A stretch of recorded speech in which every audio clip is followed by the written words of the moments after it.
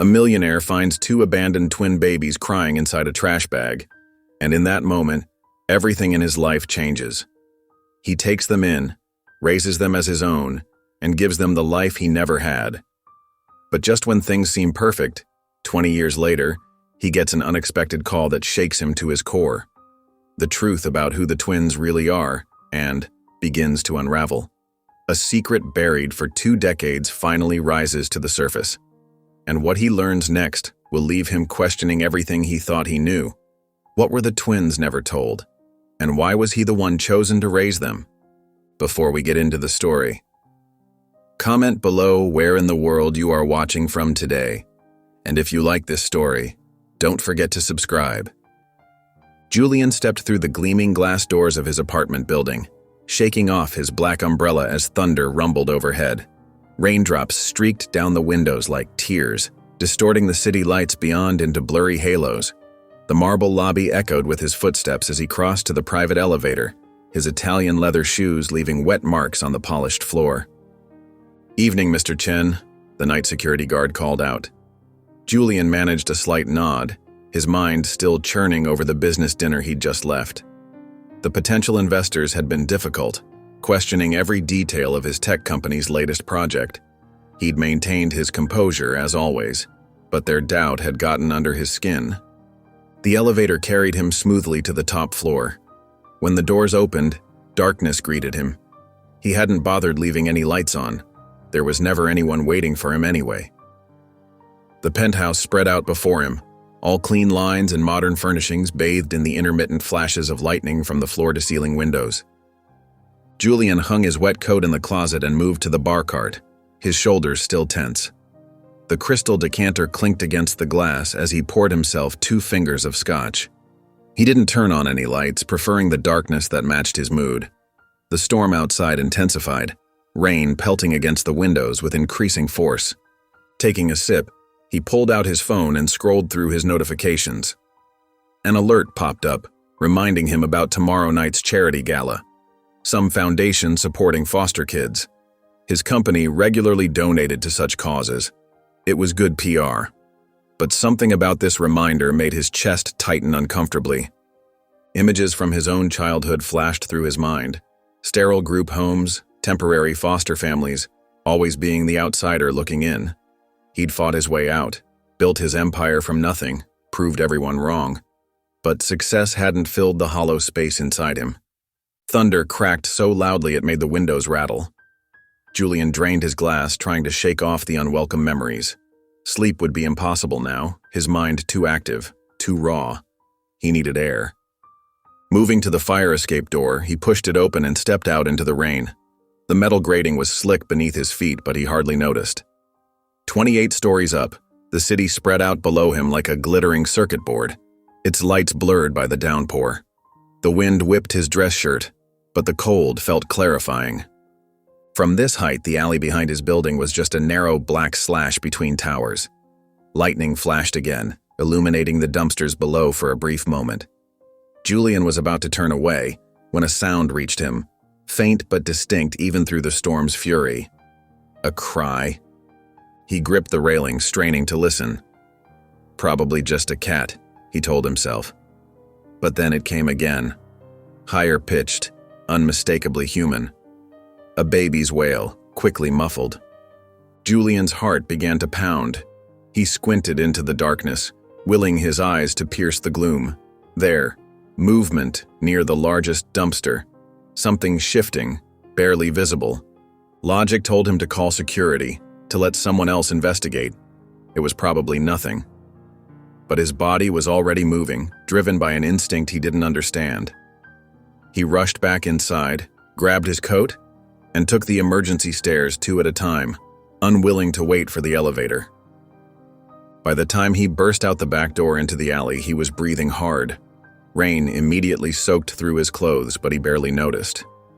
The cry came again, weaker this time, leading him to a black garbage bag propped against the dumpster's base. Julian's hands trembled as he knelt beside it. The bag moved slightly, confirming his worst fears. He tore at the plastic, ripping it open, and froze. 2 tiny faces stared up at him, their features nearly identical. Newborn twins, wrapped in what looked like a torn bedsheet, soaked to the skin and shivering. Their cries had faded to weak whimpers, their lips taking on a bluish tinge that made Julian's blood run cold. For a moment, he could only stare, his mind struggling to process what he was seeing. Then one of the babies coughed, a wet, desperate sound, and Julian snapped into action. He stripped off his coat, carefully gathering both infants inside it. They were so small, so fragile. How could anyone have done this to them? The security guard's shocked face when Julian burst back into the lobby, cradling his precious bundle, would have been almost comical under different circumstances. "Call an ambulance," Julian barked, already heading for the elevator. Now, the babies felt like ice against his chest as he paced his penthouse, waiting for help to arrive. He murmured softly to them, though he had no idea what to say. Their whimpers had quieted, but he wasn't sure if that was good or bad. One tiny hand had worked free of the coat and gripped his finger with surprising strength. Lightning flashed again, illuminating the three of them in stark relief. The self-made millionaire in his ruined clothes, and the abandoned twins who had somehow found their way to him. Something shifted in Julian's chest, an emotion he couldn't name breaking through his carefully maintained walls. He looked down at their identical faces and for the first time in decades, felt tears pricking at his eyes. "You're safe now," he whispered, his voice rough. "I've got you. You're not alone anymore." Sirens wailed in the distance, growing closer. Julian held the babies tighter, knowing that soon he would have to hand them over to the authorities.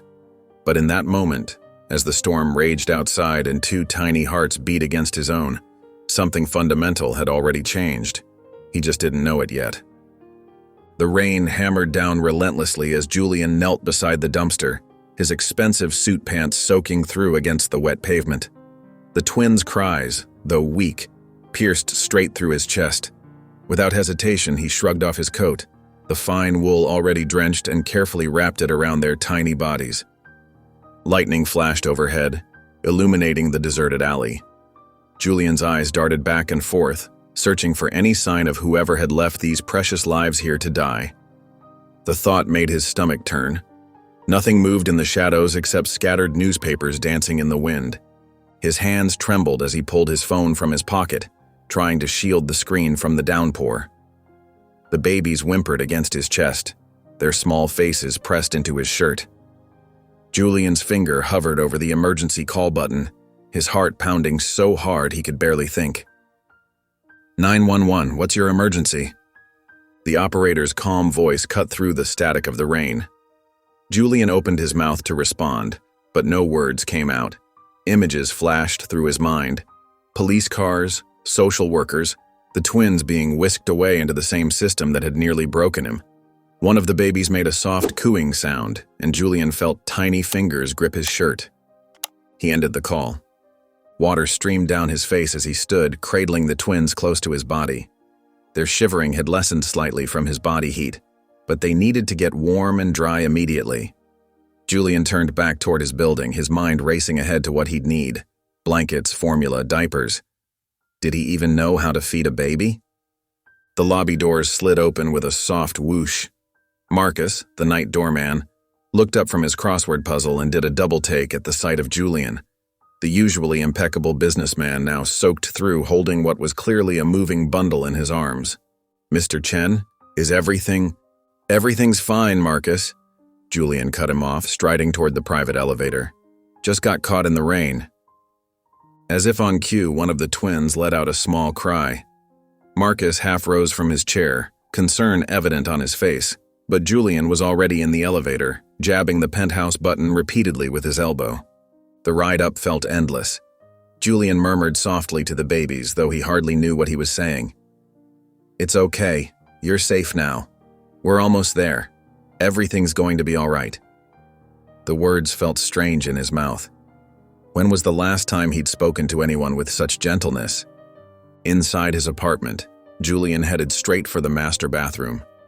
He laid the twins carefully on his thickest towel, spread across the heated marble floor.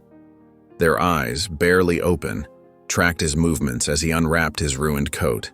In the bright bathroom light, he could see them clearly for the first time. Identical boys, probably no more than a few days old, with delicate features and wisps of dark hair. "First things first," Julian muttered, running through a mental checklist. "You need to eat." He remembered suddenly the emergency preparedness kit his assistant had insisted on storing in each of his properties after that big earthquake scare last year. Julian found it in the back of his pantry, and there, among the flashlights and first aid supplies, were several bottles of ready-made formula. His hands shook slightly as he warmed the bottles in a bowl of hot water, following the instructions printed on the side. The twins watched him from their towel nest, now wrapped in the softest blankets he owned. Their crying had subsided to occasional whimpers as if they sensed they were finally safe. Julian tested the formula temperature on his wrist, just like he'd seen people do in movies. He settled cross-legged on the floor beside the twins, gently lifting the first baby into the crook of his arm. The boy latched onto the bottle immediately, tiny hands reaching up to touch Julian's fingers. "That's it," Julian whispered, something warm and unfamiliar expanding in his chest. "You must have been so hungry." He fed them one at a time, watching in amazement as their eyes grew heavy with satisfaction. When they were done, he found himself just sitting there, studying their identical faces. They looked back at him with complete trust, tiny hands occasionally reaching out to grab at his fingers or shirt. The storm continued to rage outside, but inside the penthouse, time seemed to stand still. Julian lost track of how long he sat with them, talking softly about nothing in particular, letting them grip his fingers with surprising strength. Every time one of them made a small sound or movement, he found himself responding instantly, as if some ancient instinct had awakened inside him. As the first hints of dawn began to lighten the sky, Julian realized he hadn't slept at all. The twins were finally sleeping peacefully on his leather couch, cushioned by blankets and surrounded by pillows to keep them secure. He had changed them using hand towels fashioned into makeshift diapers. Not his finest work, but it would do for now. Julian sat in the armchair across from them, his laptop balanced on his knees. His fingers moved across the keyboard, searching. How to adopt abandoned infants. Emergency adoption procedures. Legal requirements for adoption. The screen's blue light illuminated his tired face as he began making notes, organizing his thoughts into action items. He picked up his phone and started making calls, first to his lawyer, then to a private investigator he trusted, and finally to a pediatrician recommended by his company's medical director. With each call, the reality of what he was doing became more concrete, more real. Looking up from his phone, Julian watched the twins sleeping soundly, their tiny chests rising and falling in perfect synchronization. Something had shifted inside him during this long night, something fundamental and irreversible. The thought of letting them go, of turning them over to the system that had failed him so completely, was simply impossible. He would move heaven and earth to keep them safe, whatever it took, whatever strings he had to pull, whatever resources he had to deploy. These boys would never know the pain of abandonment again. Julian Chen, who had spent his entire adult life keeping everyone at arm's length, had finally found something worth fighting for. The morning sun filtered through Julian's floor-to-ceiling windows as he paced his kitchen, phone pressed to his ear. His normally pristine hair was disheveled from the sleepless night, his designer shirt wrinkled. The twins slept peacefully in their makeshift bed on the couch, surrounded by pillows. "Yes, I understand this is unusual," Julian said into the phone, keeping his voice steady despite his exhaustion. "But I'm prepared to provide everything they need. I want to begin the process immediately." He listened to the Child Protective Services representative, his jaw tightening. "No, I cannot wait until Monday. These children need proper care now." A knock at his door made him turn. Through the security camera feed on his phone, he saw a police officer and what appeared to be a CPS caseworker. Julian buzzed them in, straightening his shirt in a futile attempt to look more put together. Officer Martinez introduced herself first, followed by Sarah Chen, no relation, the CPS worker. Their eyes immediately went to the sleeping twins. "Mr. Chen," Officer Martinez said, pulling out a notepad, "walk us through exactly what happened last night." Julian recounted finding the babies, his voice growing hoarse as he described the black garbage bag, the rain, their weak cries. Sarah moved to examine the twins, her experienced hands gentle as she checked their temperature and overall condition. "They need proper medical attention," Sarah said, though her tone was softer than Julian had expected. "And we'll need to file an abandonment report." "I understand," Julian said, stepping forward. "But I want to apply for emergency foster placement. I can provide references, financial statements, whatever you need." He gestured around his penthouse. "I have more than enough space, resources—" "Mr. Chen," Officer Martinez interrupted, "this isn't like adopting a pet. There are procedures, background checks." "Then start them," Julian said firmly. His usual negotiation skills surfaced, tempered by an emotion he'd never felt before: desperation. "I'm not asking to skip the process. I'm asking to be considered as their emergency placement while the investigation proceeds." Sarah studied him thoughtfully. "You have no child care experience?" "No," Julian admitted. "But I learn fast. I've already arranged for a pediatric nurse to provide training, and I'm hiring a qualified nanny." He pulled out his phone, showing them the emails he'd sent at 4 a.m. "I've also contacted a pediatrician who can see them today." The twins stirred, and Julian instinctively moved toward them. Sarah watched as he adjusted their blankets with surprising gentleness, his hands steady despite his obvious exhaustion. After a long moment, Sarah nodded. "We'll need to do an immediate home inspection and begin background checks, but—" She glanced at Officer Martinez, who shrugged slightly. "Given the circumstances, we could potentially approve temporary emergency placement, pending investigation." The next several hours passed in a blur of paperwork and phone calls. A medical team arrived to examine the twins, confirming they were approximately 2 months old. Despite being undernourished, they were otherwise healthy. Julian absorbed every detail, every instruction about their care with intense focus. At the hospital, more tests were run. Julian sat in an uncomfortable chair, holding first one twin, then the other, as nurses drew blood and administered vaccines. He didn't flinch when they cried, just held them closer and whispered soft reassurances. "They'll need names for the paperwork," Sarah reminded him during a quiet moment between examinations. Julian looked down at the babies in their hospital bassinets.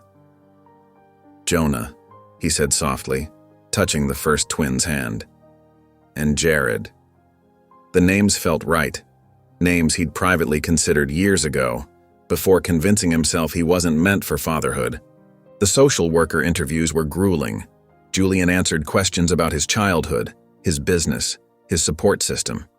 He didn't hide his past in foster care, but emphasized how it motivated him to provide a better life for these boys. Between interviews, Julian coordinated with his assistant to transform his home office into a nursery. Cribs, changing tables, rocking chairs, and more were delivered and assembled. He selected soft, warm colors for the walls, nothing like the stark white of his usual decor. By late evening, Julian was back in his apartment, now barely recognizable with baby supplies scattered everywhere. The twins were clean, fed, and sleeping soundly in their new cribs. The nursery looked like it had always been there waiting for them. Julian sat in one of the rocking chairs, his body heavy with exhaustion. A lullaby played softly from his phone, something the pediatric nurse had recommended for sleep association. The melody was gentle, almost haunting in the quiet room. He watched the twins' peaceful faces, their tiny chests rising and falling in perfect rhythm. In just 24 hours, his entire world had shifted on its axis. His carefully ordered life had exploded into beautiful chaos, and he couldn't imagine it any other way. "I don't know what I'm doing," Julian whispered into the dim room, his voice rough with emotion. "But I swear I won't leave you." His vision blurred as tears filled his eyes. Tears he hadn't allowed himself to cry in years, not since he'd aged out of the system and promised himself he'd never be vulnerable again. The tears fell silently as he rocked, watching over his sons. His sons. The thought broke something open inside him, and his shoulders shook with quiet sobs. He cried for the babies who had been abandoned, for the life they deserved, for the father he wanted to be but was terrified of becoming. And somewhere in those tears was healing, for the child he had been, for the man he had become, and for the family they would be together. The morning sun streamed through the nursery windows, casting warm patches of light across the plush carpet. A sharp cry pierced the quiet, followed quickly by another. Julian bolted upright in his bed, his silk pajamas twisted around him. For a moment, he blinked in confusion at his surroundings. The usual pristine order of his bedroom was disrupted by baby bottles, burp cloths, and a stack of parenting books. Another cry snapped him fully awake. He stumbled to his feet, running a hand through his disheveled hair as he made his way to the nursery. The twins were squirming in their cribs, their faces scrunched up in identical expressions of displeasure. I'm here, Julian mumbled, his voice rough with sleep. He reached for Jonah first, who seemed the most distressed. The diaper change was awkward. Even after countless YouTube tutorials, he still struggled with the tiny tabs and squirming legs. Powder scattered across the changing table, and the fresh diaper went on slightly crooked, but it was secure. Jared's change went marginally better, though he managed to spray Julian's shirt in the process. Julian couldn't help but laugh, surprising himself. A week ago, this kind of mess would have sent him into a tailspin. Now it just felt normal. Real. The feeding was another adventure entirely. Julian had mastered the art of preparing bottles one-handed, but managing two hungry infants simultaneously was like conducting a complicated orchestra. He settled into the oversized rocking chair, twins cradled in each arm, bottles propped carefully. There we go, he murmured as they ate eagerly. That's better, isn't it? The days began to blur together in a haze of feedings, diaper changes, and precious moments of sleep. Julian's usually immaculate calendar became a mess of pediatrician appointments, social worker visits, and reminder notes about feeding schedules. His assistant, Maria, helped him reorganize his entire work schedule. Board meetings were moved to video calls. Project reviews were delegated. The office buzzed with rumors about why the notoriously hands-on CEO was suddenly working remotely, but Julian couldn't bring himself to care. He hired Sarah, an experienced nanny, to help part-time, but insisted on handling the night feedings and early mornings himself. The pediatric occupational therapist, Dr. Reynolds, came 3 times a week to check the twins' development and teach Julian proper techniques for everything from bathing to tummy time. One particularly exhausting afternoon, Julian sat on the floor during their therapy session, watching as Dr. Reynolds demonstrated exercises to strengthen their neck muscles. Jonah, lying on his stomach on a soft mat, reached out and grabbed Julian's finger. His tiny hand wrapped around it with surprising strength, and Julian felt his heart skip. That's excellent grip strength, Dr. Reynolds remarked, but Julian barely heard her. He was transfixed by those tiny fingers, that trusting grip. Later that same day, during their evening bottle time, Jared let out an unexpected giggle, a bright, bubbling sound that filled the room. Julian nearly dropped the bottle in surprise.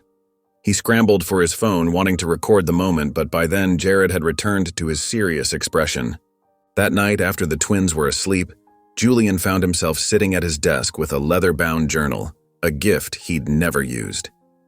His pen hovered over the blank page before he began to write. Today, Jonah held my finger during therapy. His grip was strong. Dr. Reynolds says that's good. Jared laughed for the first time at 6:43 p.m. I missed recording it, but I'll never forget the sound. They're both taking to the new formula well.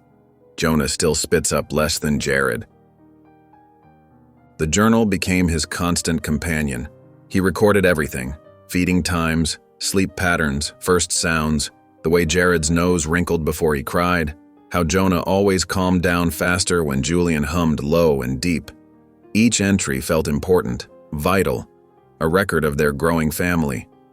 Every day brought new challenges. The twins caught their first cold, leading to sleepless nights of monitoring temperatures and using the tiny nasal aspirator they hated so much.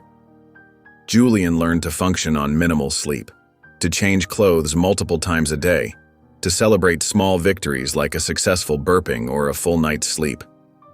The following week, the caseworker, a different one this time, arrived for another home inspection. Julian had just finished getting the twins down for their morning nap, his expensive dress shirt sporting various baby-related stains. The caseworker, Mrs. Thompson, walked through the apartment taking notes. She examined the detailed feeding charts posted in the kitchen, the perfectly organized changing stations, the cabinet of carefully labeled medications and supplies. She noticed the journal on the coffee table, filled with daily observations and milestones. In the nursery, she watched as Julian automatically adjusted the room temperature, explaining in hushed tones about how Jared tended to run warmer than Jonah.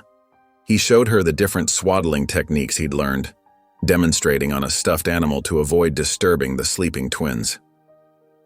"Mr. Chin," Mrs. Thompson said, closing her notebook, "I have to say, I'm impressed. The level of care and attention to detail here is remarkable." She glanced at the sleeping infants. "Your formal custody petition is likely to be approved.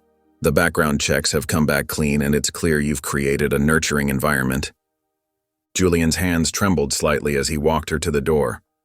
After she left, he stood in the nursery doorway, watching the gentle rise and fall of two tiny chests. The room was bathed in soft afternoon light, making the pale yellow walls glow warmly. The sound machine created a gentle white noise that reminded him of the rain on that first night, the night that had changed everything. "You're home now," he whispered, his voice thick with emotion. The words felt like a promise, a declaration, a truth he'd been waiting his whole life to speak. The nightmare seized Julian with violent clarity. Cold concrete pressed against his small body as he huddled in the corner of a dark basement. The sound of breaking ceramic echoed in his mind, a precious vase shattered on hardwood floors.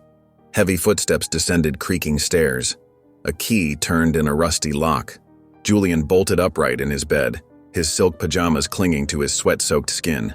His heart hammered against his ribs as he gasped for air, fingers clutching the Egyptian cotton sheets. The familiar surroundings of his bedroom slowly came into focus. The modern art on the walls, the floor-to-ceiling windows, the gentle glow of the city lights beyond. A cry pierced through his disorientation, followed by another. The twins. Julian swung his legs over the side of the bed, pressing his bare feet against the cool hardwood floor. The solid sensation helped anchor him to the present moment. "Coming, coming," he called out, his voice still shaky. He paused at his bedroom mirror, running trembling hands through his disheveled hair. The face that stared back at him looked haunted, dark circles under his eyes, skin pale in the dim light. In the nursery, both boys were awake and fussing. Jared's face was scrunched up in displeasure, while Jonah was working himself into a full cry. Julian reached for Jonah first, lifting him carefully. "Shh, it's okay," he murmured, bouncing gently. "I'm here now." The words caught in his throat. How many times had he whispered those same words to himself in dark rooms, in strange beds, in temporary homes? He managed to gather Jared in his other arm, settling into the rocking chair with both boys.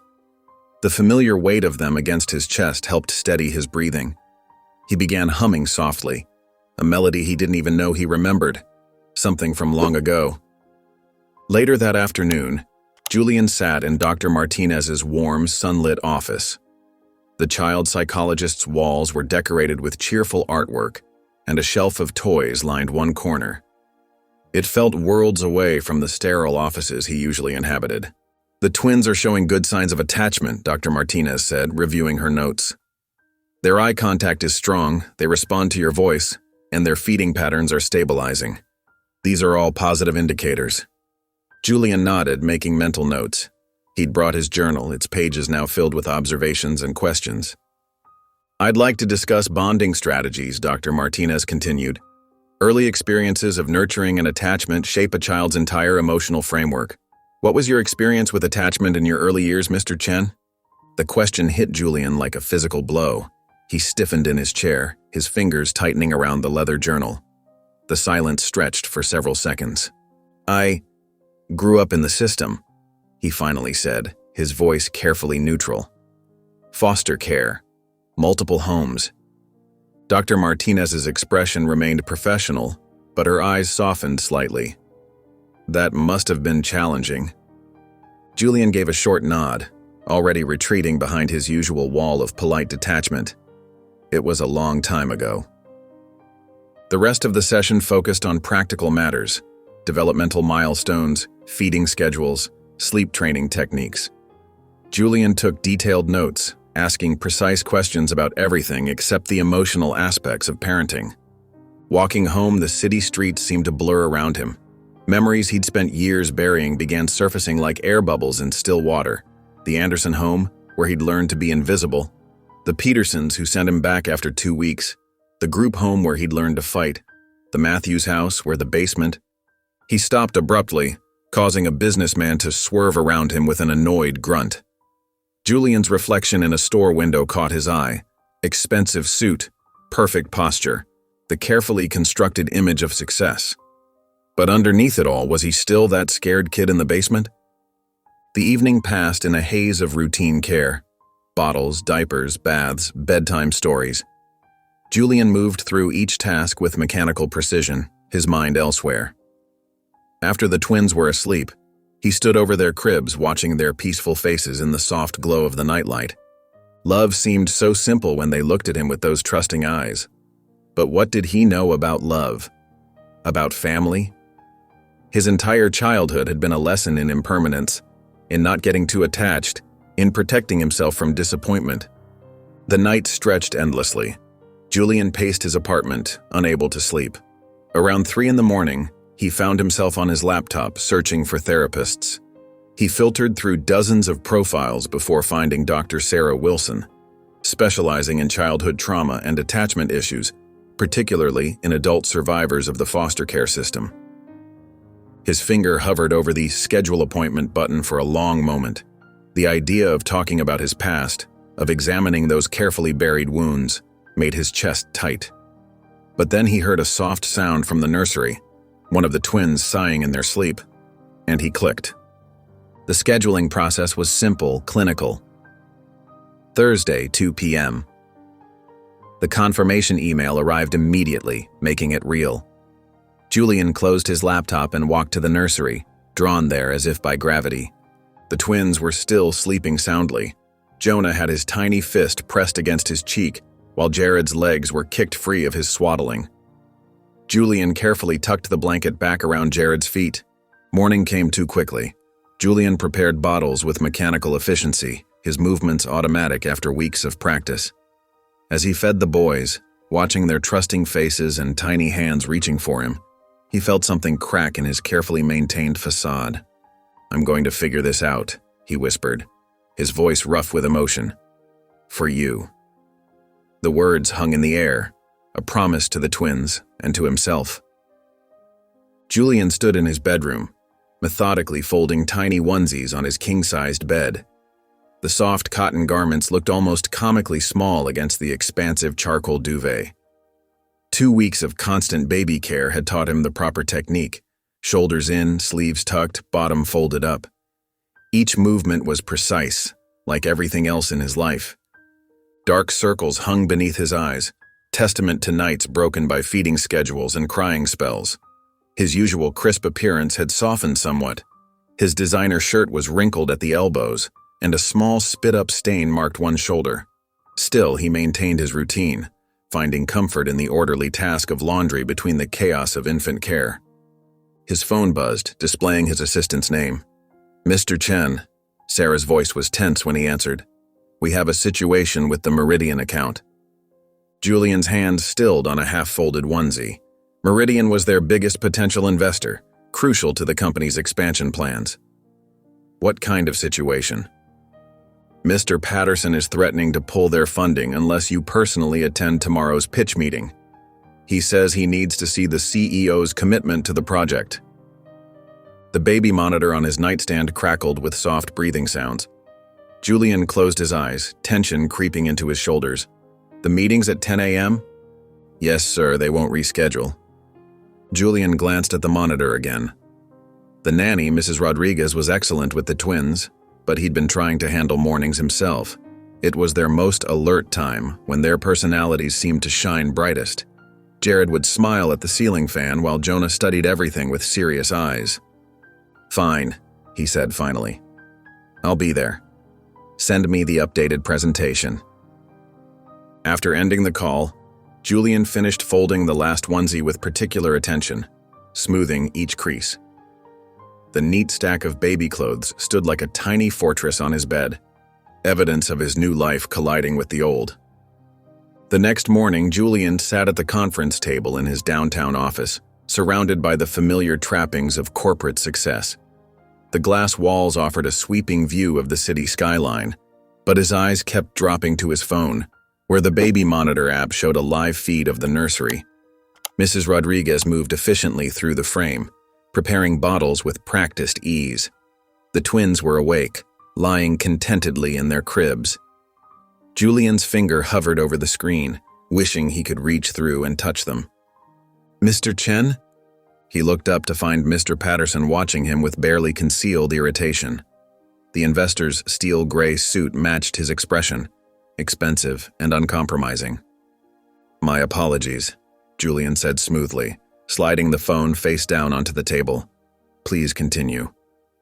The presentation proceeded, numbers and projections flowing across the screen. Julian contributed at appropriate moments, his business instincts taking over despite his distraction. But when his phone vibrated with a notification from the baby app, he couldn't stop himself from glancing down. "Perhaps," Mr. Patterson said during a break, his tone carefully measured, "you should consider hiring a full-time caregiver. These new responsibilities seem to be affecting your focus." Julian felt a flash of anger, foreign and hot. "My personal arrangements are not open for discussion," he said, his voice carrying an edge that surprised even him. "Now, about the third quarter projections." He managed to salvage the meeting, securing the investment through sheer determination and years of practiced negotiation skills. But Patterson's words echoed in his head as he rode the elevator back to his penthouse that evening. The twins were already in their sleepers when he arrived, ready for their final feeding before bedtime. Julian dismissed Mrs. Rodriguez and gathered both boys in his arms, settling into the rocking chair. "I'm sorry about this morning," he murmured as they accepted their bottles. "But I'm not going to miss anything important. No more meetings during our time." Jared's eyes drifted closed as he drank, while Jonah watched Julian with that peculiar intensity he sometimes showed. "Your uncle is still figuring this out," Julian continued softly. "But I'm not handing you off to anyone else. We're doing this together." After the twins were asleep, Julian sat in his darkened living room. The city lights twinkled beyond the windows, creating patterns on the ceiling. His leather-bound planner lay open on the coffee table, illuminated by a single lamp. The pages were filled with his neat handwriting, feeding times marked in 10-minute increments, doctor's appointments, development checkpoints, therapy sessions. He'd never needed to write things down before. His memory had always been sufficient. But now he documented everything, afraid to miss a single detail of the twins' lives. Julian picked up his pen, hovering over Tuesday's square. The admission felt heavy, but he forced himself to write. Tuesday, 6 p.m. Therapy, don't cancel. The words stared back at him, both a commitment and a challenge. He sat there for a long time, studying those words. They represented something beyond a simple appointment, an acknowledgement that he couldn't do this alone, that the weight of his past needed to be addressed if he was going to give these boys the future they deserved. The baby monitor hummed softly with the sound of gentle breathing. In the nursery, his nephews slept peacefully, unaware of the changes they had sparked in their uncle's carefully ordered world. Julian closed the planner, the soft thud of its pages falling shut echoing in the quiet room. The Sunday morning light filtered softly through the nursery's sheer curtains, casting gentle shadows across the twins' cribs. Julian had woken earlier than usual, his body somehow knowing to rise before the boys' regular feeding time. He stood in the doorway watching their peaceful sleep. Jared lay with one tiny fist curled near his cheek, his expression serene. Jonah had kicked off part of his blanket, but remained sound asleep, his chest rising and falling in a steady rhythm. Julian moved quietly into the room, adjusting Jonah's blanket with a practiced touch that didn't disturb his rest. He settled into the rocking chair between their cribs, the leather-bound journal heavy in his hands. The pages were filled with meticulous notes about feeding schedules, diaper changes, and developmental milestones. But today felt different. Today he opened to a fresh page and began to write something else entirely. "Dear Julian," he wrote, his normally precise handwriting slightly shakier than usual. "You are not your past." The words felt strange on the page, almost foreign. He paused, pen hovering, then continued. "The basement door doesn't define you, the foster homes don't define you. The silence of empty rooms doesn't define you. These boys trust you completely. They don't know about any of that, and they never need to. Maybe it's time to trust yourself too." He glanced up at the sleeping twins, their presence giving him courage to keep writing. "You're learning. Every bottle warmed correctly, every diaper changed, every midnight soothing. It all matters. You're showing up. Maybe that's what matters most." Tuesday arrived with a mix of anticipation and dread. Julian sat in the therapist's waiting room, his leg bouncing slightly, a nervous tell he thought he'd eliminated years ago. The room was designed to be calming, with soft blue walls and gentle nature photographs, but he felt anything but calm. Dr. Sarah Martinez welcomed him with a warm smile, gesturing to a comfortable armchair. Her office was less clinical than Julian had expected, more like a cozy living room than a medical space. She had kind eyes behind simple glasses, and her notepad remained closed on the side table. "Tell me what brought you here, Julian," she said, her voice carrying neither judgment nor pressure. Julian's hands clasped together tightly. "I recently became guardian to twin boys." He paused, choosing his words carefully. "They were abandoned, like I was." Dr. Martinez nodded encouragingly but didn't interrupt. "I don't..." Julian's professional facade cracked slightly. "I don't know what love is supposed to feel like.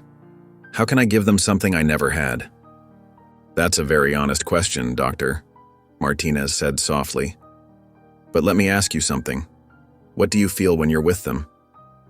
Julian thought about that morning, how Jared had grabbed his finger during a feeding, holding on with surprising strength. How Jonah's face had lit up with recognition when Julian walked into the nursery. They seem to know me now. When I pick them up, they settle down almost immediately. Sometimes they just watch me like they're trying to figure me out. "And how does that make you feel?" "Terrified," Julian admitted. "And something else, something I can't name." Dr. Martinez leaned forward slightly. "Love isn't always a dramatic feeling, Julian. Sometimes it's simply presence. It's showing up, creating safety, putting in the effort day after day. It's not perfect. It's human." Julian absorbed this, thinking about the countless small moments of the past weeks. The way he'd learned to distinguish their different cries. How he'd memorized the exact temperature for their bottles. The hours spent just watching them breathe. "They trust me completely," he said quietly. "I've never had anyone trust me like that before." "That trust is precious," Dr. Martinez agreed. "And the fact that you're here, working to be worthy of it, that's love in action, Julian." That evening, after their baths and final feeding, Julian did something different. Instead of simply laying the boys down with their usual white noise machine, he pulled a book from the small shelf he'd installed in the nursery. It was a simple picture book about animals with bright colors and basic shapes. He settled into the rocking chair, positioning himself so both boys could see the pages from their cribs. "Once there was a friendly lion," he began, his voice soft but clear. Jared immediately responded with excited babbling, tiny hands reaching toward the book. Jonah's eyes widened at the sound of Julian's voice in this new context, focused intently on the moving pages. Julian continued reading, showing them each picture, describing the colors and shapes.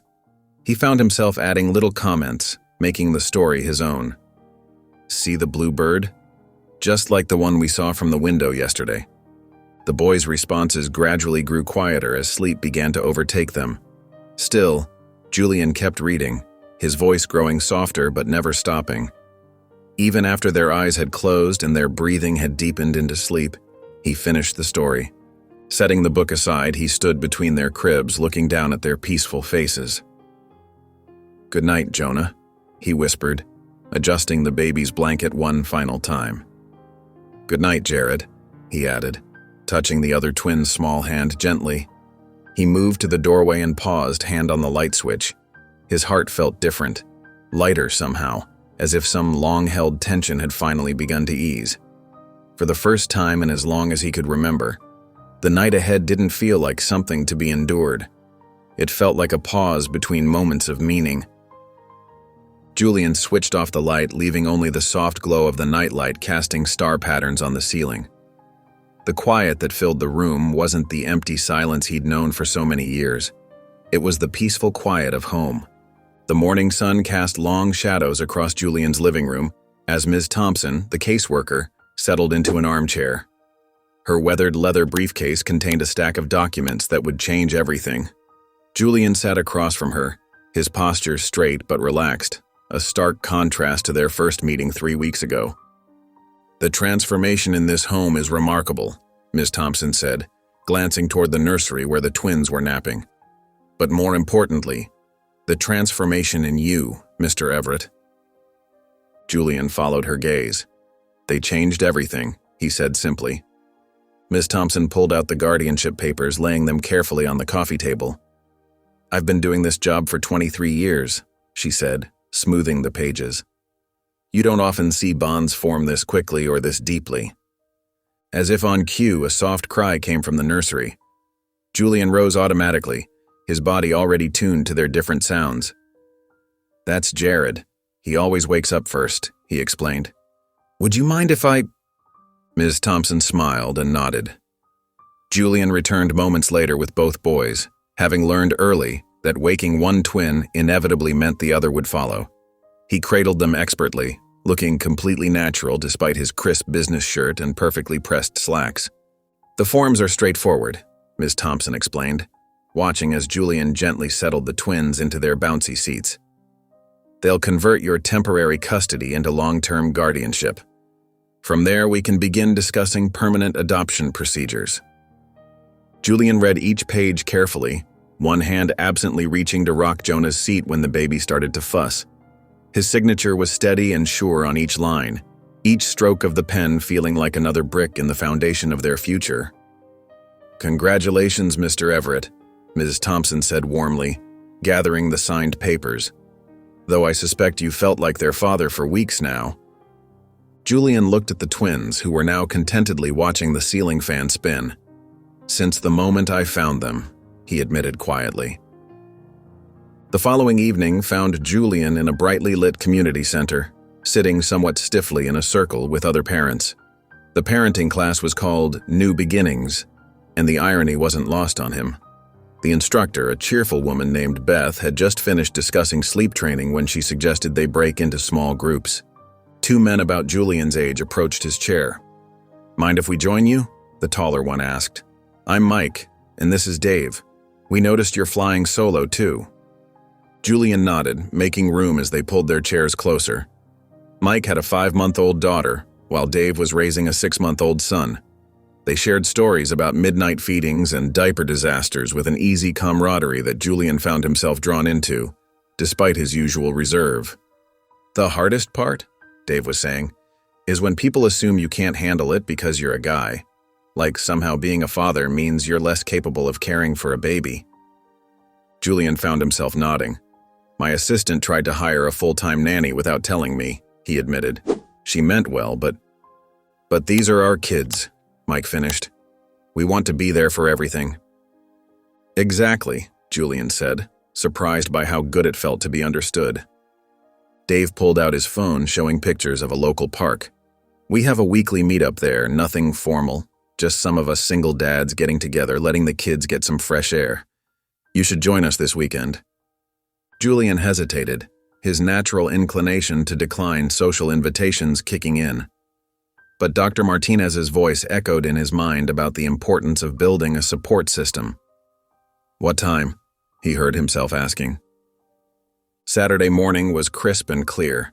Julian arrived at the park exactly on time, the twins secured in their double stroller.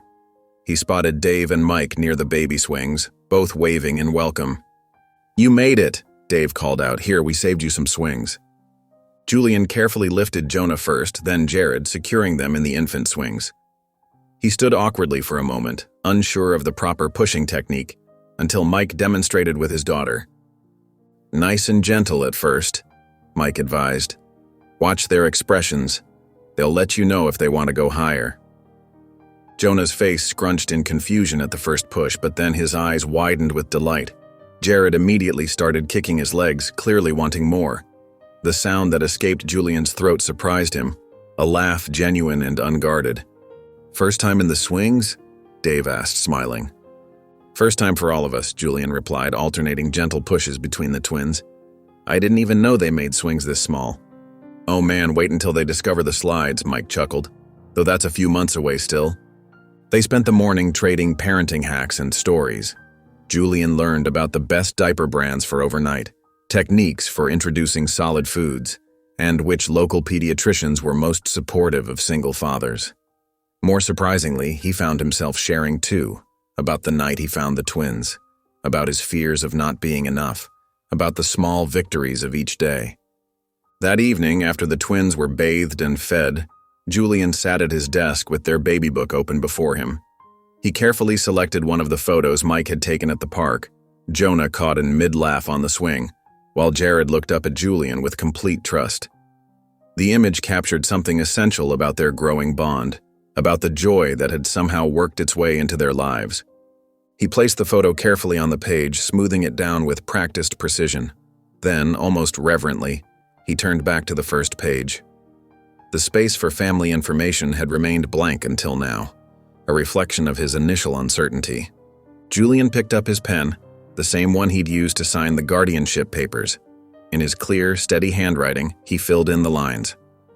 Father, Julian Everett. Sons, Jonah and Jared Everett.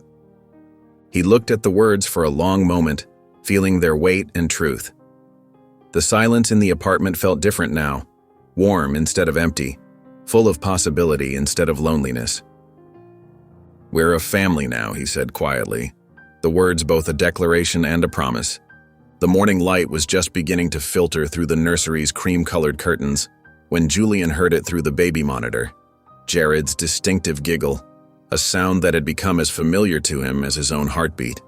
He blinked away the remnants of sleep and reached for the monitor, a smile already forming on his face. The small screen showed movement in one of the cribs. Julian pushed back his covers and padded down the hallway, his bare feet silent against the hardwood floors. As he approached the nursery door, he could hear the soft sounds of both twins stirring. When he pushed open the door, the sight before him made him pause. Jonah was already awake, his tiny hands gripping the crib rails as he attempted to pull himself up. His face was scrunched in concentration, legs wobbling with the effort. In the adjacent crib, Jared was lying on his back, giggling at his brother's determined efforts. "Well, look who's trying to be an early riser," Julian said softly, approaching Jonah's crib. The baby's face lit up at the sight of him, releasing his grip on the rails to reach up with both arms. Julian scooped him up, marveling at how much more substantial he felt compared to just a few weeks ago. "You're getting so strong, buddy." He turned to Jared, who was now bouncing excitedly in anticipation of his turn. "And you, little man, what's so funny this morning?" Julian lifted Jared with his free arm, having mastered the art of handling both twins simultaneously. The morning light caught their faces, highlighting features that seemed to change and develop with each passing day. The next few hours unfolded in what had become their comfortable routine. Julian prepared bottles while the twins played on their activity mat, their movements more coordinated than they had been even a week ago. He watched as Jared batted at a hanging butterfly toy, while Jonah focused intently on trying to grab his own feet. By mid-morning, they were at their favorite spot in the park. Julian had become a regular at the playground, exchanging friendly nods with other parents who recognized him. He settled the twins into their double stroller, making sure their sun hats were secure before setting off on their usual path. "Colors today, boys," Julian announced as they walked. He'd been reading about infant development and had started incorporating simple lessons into their daily activities. "See that flower? That's yellow. And look at that bench, that's brown." The twins cooed and babbled in response, their eyes following where he pointed. A local musician was playing guitar near the fountain, and Julian paused to let the twins listen. Jared immediately began moving to the rhythm, while Jonah watched the guitarist with intense fascination. Julian made a mental note to look into baby music classes. The pediatrician had mentioned how beneficial early exposure to music could be. Back at home, Julian spread out a variety of sensory toys on their playmat. He'd carefully researched each item, selecting ones that would help with their developing motor skills and coordination. Jonah gravitated toward a textured ball, while Jared seemed fascinated by a crinkly book. The afternoon brought their scheduled checkup with Dr. Chen, their pediatrician.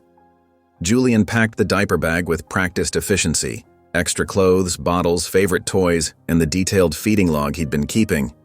In the examination room, Dr. Chen weighed and measured each twin, her experienced hands gentle as she conducted their checkup. Julian watched anxiously, still fighting the instinct to worry about every little thing. "Mr. Everett," Dr. Chen said, looking up from her charts with a warm smile, "I have to say, their progress is remarkable. Both boys are now solidly within healthy weight ranges." She showed him the growth charts, pointing out the steady upward trajectory of their development. And their responses to stimuli, their muscle tone, everything is right where we want it to be. Better, actually. Julian felt his chest tighten with pride and relief. "Really?" "Absolutely. Your attention to their needs and development is exactly what they needed." Dr. Chen made a few notes in their files. "The consistency in their care, the routines you've established, it's all reflected in their progress. You're doing an excellent job." That evening, after the twins were fed, bathed, and settled into their cribs, Julian sat in his home office with his laptop open. The room, once filled with market reports and business proposals, now housed a growing collection of parenting books and developmental toys. He inserted an old USB drive he'd kept but rarely looked at. The video files were grainy, dating back to his teenage years in foster care.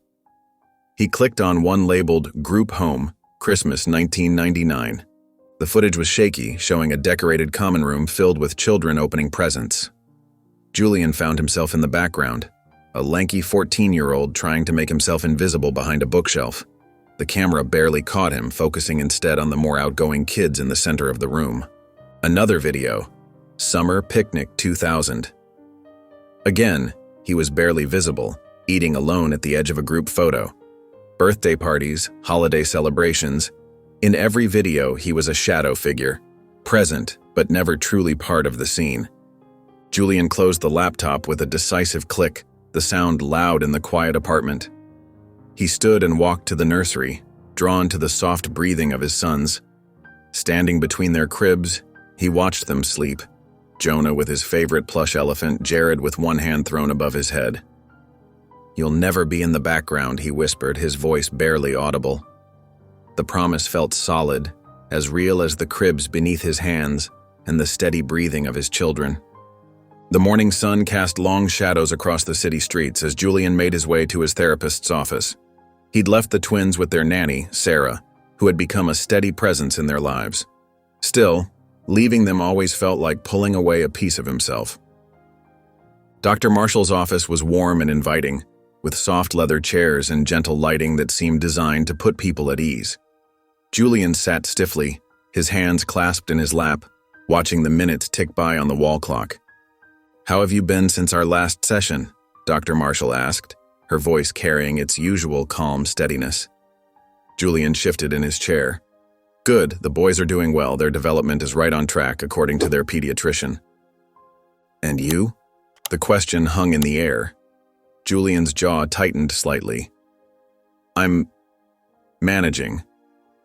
But sometimes I feel like I'm just waiting to mess up, like I'm playing at being a father, and sooner or later, everyone will figure out I'm not qualified for this." Dr. Marshall leaned forward slightly. "What does qualified mean to you, Julian?" "Perfect," he answered without hesitation. "No mistakes, no bad days, no damage." His voice caught on the last word.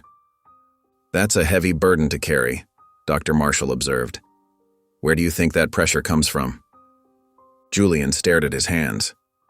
"I know what it feels like to be hurt by the people who are supposed to care for you. I can't. I won't do that to them." "Tell me about the first time you felt unwanted," Dr. Marshall said gently.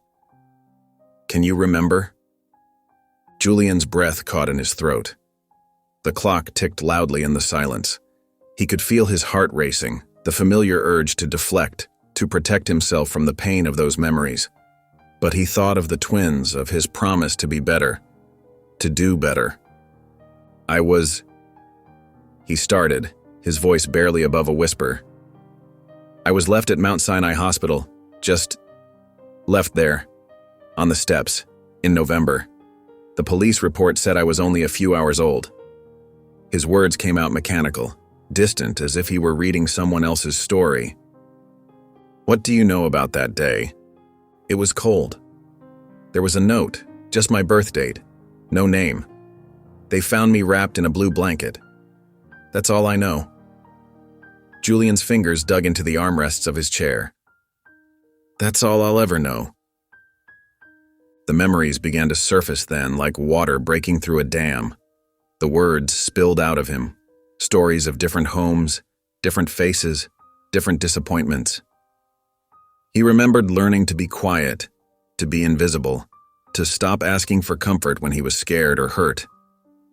I learned not to cry, he said, his voice hollow. No one came anyway. So what was the point? Dr. Marshall listened, taking notes occasionally, her presence steady as Julian unpacked years of carefully buried pain. When their time was nearly up, she set down her notepad. Julian, you've carried these experiences alone for a long time. But being aware of our past wounds doesn't mean we're doomed to repeat them. What matters is how we choose to respond in the present moment. The session left Julian feeling raw and exposed. The drive home was a blur of city lights and remembered pain. When he walked through his apartment door, Sarah greeted him with an update about the twins' day, but he barely registered her words. After she left, Julian moved through the evening routine mechanically, preparing bottles, checking diapers, reading stories. His mind felt far away, trapped in memories of cold institutions and empty promises. Then Jonah started crying. The sound pierced through Julian's emotional fog, teething pain. They'd been dealing with it for days. Julian lifted Jonah from his crib, feeling the baby's body tense with discomfort. He could feel himself starting to shut down, the old protective instinct kicking in. Distance yourself. Don't get too close. Don't feel too much. But something inside him rebelled against that familiar retreat. He looked down at Jonah's scrunched-up face, felt the trust in the way the baby clung to him even in pain, and forced himself to stay present. I'm here, he whispered, gently swaying with Jonah in his arms. I'm right here, buddy. Daddy's got you. He kept talking softly, kept moving, kept holding on even when his arms grew tired. He didn't put Jonah down until the baby's cries had softened to whimpers and finally to the steady breathing of sleep. Later that night, after both twins were finally asleep, Julian sat at his desk with his journal open before him. His hand trembled slightly as he began to write, Today I remembered being left, being alone, being unwanted. Today I felt the panic rising when Jonah cried, that old instinct to run, to hide, to protect myself from feeling anything. But I didn't. I stayed. I stayed when it was hard, when it hurt, when every cell in my body wanted to shut down and retreat behind those walls I built so carefully over the years. I stayed because that's the difference between who raised me and who I want to be, is that I stay. Julian read the words again, letting their weight settle into his chest. Then he carefully tore out the page, walked to his bathroom, and taped it to the mirror where he would see it every morning. The words stared back at him, a promise and a challenge. I stay. The morning sun streamed through the windows of Julian's apartment, casting warm patches of light across the playroom floor. At 11 months old, the twins were becoming more active every day, their personalities emerging like watercolors bleeding into distinct shapes. Julian sat cross-legged on the soft playmat, watching as Jared pulled himself up using the edge of the coffee table, something both boys had mastered weeks ago. But this morning was different. Jared, always the more adventurous of the two, let go of the table, his tiny face scrunched up in concentration, chubby legs wobbling as he maintained his balance. Julian held his breath, phone ready to capture the moment. Jared lifted one foot, wavered, and then took a step forward. Then another. 3 wobbly steps before plopping down on his bottom with a surprised look on his face. You did it! Julian's voice cracked with emotion as he scooped Jared up, spinning him around while the baby giggled. You walked! Your first steps! Tears pricked at his eyes as he peppered Jared's face with kisses. Jonah watched from his spot by the table, babbling excitedly at his brother's achievement. Julian reached out and pulled him into the celebration too, holding both boys close as pride swelled in his chest. The next week passed in a blur of attempted steps and tumbles. Julian baby-proofed even more thoroughly, patting every corner and securing anything that could topple. He spent hours on the floor, arms outstretched, encouraging each boy to walk toward him. Jonah, true to his more cautious nature, took his time. He would stand, watching his brother toddle around, studying the mechanics of it all. Then one morning, while Julian was preparing their breakfast, he heard a soft pat-pat-pat of feet behind him. He turned to find Jonah taking careful, deliberate steps across the kitchen floor. The spatula clattered to the counter as Julian dropped to his knees, arms wide open. Jonah's face lit up with determination as he made his way to his father's embrace. "That's my boy," Julian whispered, hugging Jonah close while Jared clapped from his high chair. "You did it your way, just like always." That evening, Julian transformed the living room into a celebration space. He hung colorful streamers from the ceiling fans and scattered balloons across the floor. In the kitchen, he attempted to bake a cake, his first ever. The result was slightly lopsided with uneven frosting and too much sprinkles, but he was oddly proud of it. "Okay, guys," he announced to the twins who were fascinated by the balloons. "It's not pretty, but it's made with love." He chuckled at how different he sounded now, softer, more open, more willing to laugh at himself. He propped up his tablet on the counter and called into the weekly parenting group meeting. Familiar faces popped up on the screen. Mike with his daughter Emma, Thomas with the twins Jack and Rose, and Sarah with little Marcus. They had become his unexpected support system over the past year. "Look who's walking!" Julian turned the camera to show Jared toddling across the room, chasing a balloon, while Jonah took more measured steps along the couch. Cheers erupted from the tablet. "Way to go, boys," Mike called out. "Better start running yourself, Julian. You've got mobile twins now." They all laughed, sharing stories of their own children's first steps and the chaos that followed.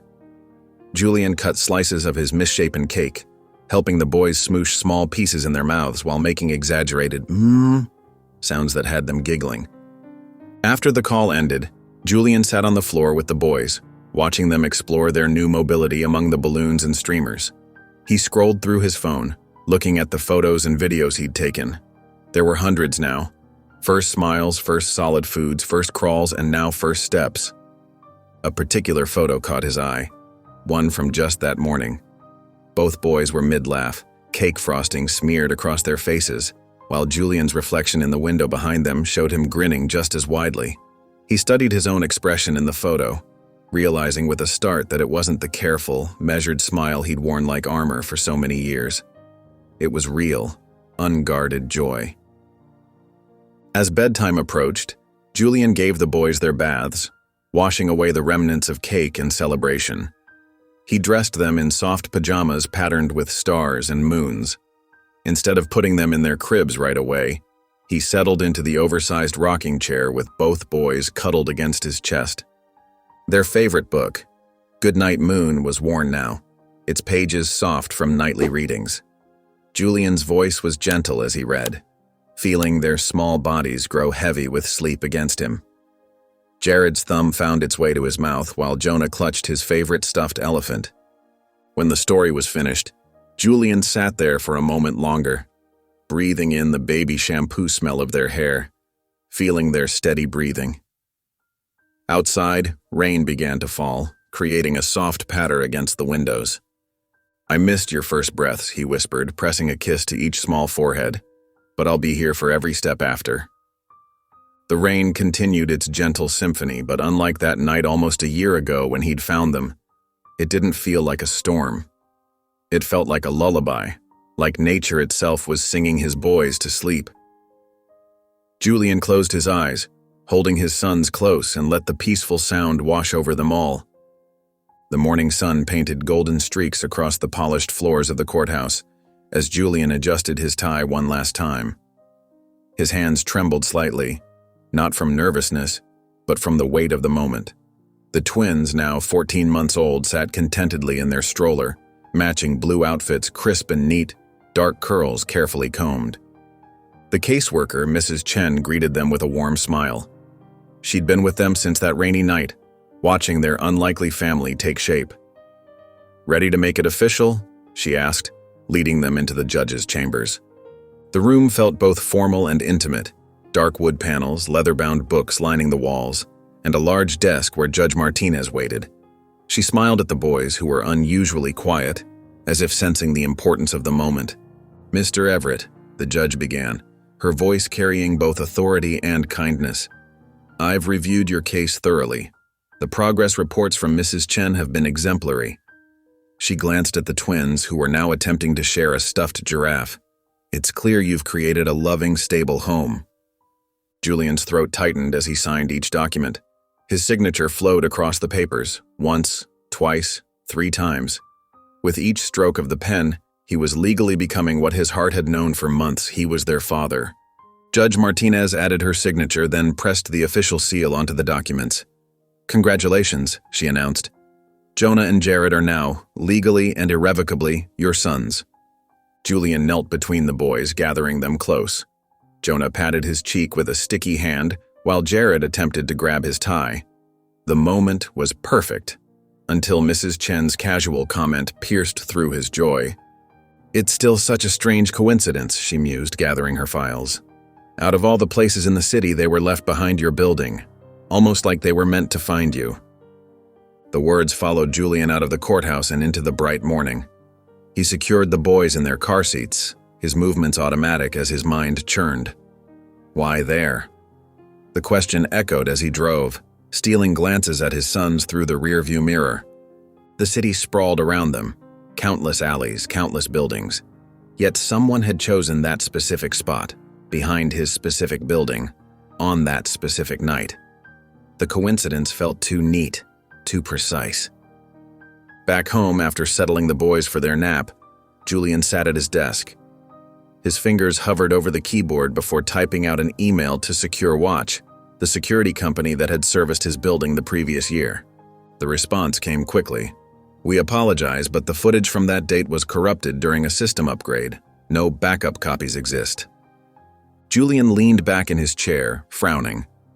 In his tech world, corrupted files usually meant deleted files. Someone had wanted that footage gone. He pulled up maps of the city, studying the web of streets and alleys. His building wasn't particularly distinctive or easy to find. Someone would have had to know exactly where they were going. The sound of Jared's cry pulled him from his thoughts. He found both boys awake, Jonah already attempting to climb out of his crib. Julian lifted them both, breathing in their familiar baby scent. "Dada," Jonah mumbled sleepily, nestling against his shoulder. Jared echoed the word, his small hand clutching Julian's shirt. The investigation could wait. Right now, his sons needed lunch, fresh diapers, and probably a change of clothes given how they'd managed to make their hair sticky even while sleeping. Julian moved through their routine, warming bottles, changing clothes, setting up their play area. But as evening approached and the city lights began twinkling through the windows, the questions returned. Julian sat in the nursery's rocking chair, a boy cradled in each arm. They were fighting sleep, as usual, their eyes heavy but still trying to track the mobile spinning above. "One day," Julian whispered, his voice barely disturbing the quiet room, "I'll find out where you came from." He pressed gentle kisses to their foreheads. "Not because it changes anything, only because you deserve to know." The boys stirred softly at his voice but didn't wake. Their breathing fell into that peaceful rhythm of deep sleep, tiny hands still clutching his shirt. Outside, the city hummed its constant lullaby, but inside their home the silence felt complete. Yet in that silence the past had begun to stir. The question mark of their origins, dormant for so long under the immediate needs of love and care, had awakened. It waited there in the quiet, patient as the night, ready to reveal its secrets when the time was right. Julian held his sons closer, feeling the solid reality of them. their warmth, their weight, their trust. Whatever mysteries lay in their past, these moments were real. He was their father, they were his sons, and no revelation could change that fundamental truth. The night wrapped around them like a blanket, soft and dark. The boys slept on, untroubled by questions of destiny or coincidence. But Julian remained awake, watching over them, his mind turning over that single persistent thought. Someone had chosen his building, his alley, his life to intersect with these precious boys. And someday, he would understand why. Years have passed, and the morning sun cast long shadows across Julian's balcony as he settled into his favorite chair, coffee mug warming his hands. At 48, his dark hair now showed touches of silver at the temples, but his eyes remained sharp and alert as they scanned the transformed skyline. New glass towers stretched toward the clouds where older buildings once stood, yet his view of the city remained fundamentally unchanged, just like the man himself. The apartment felt different these days.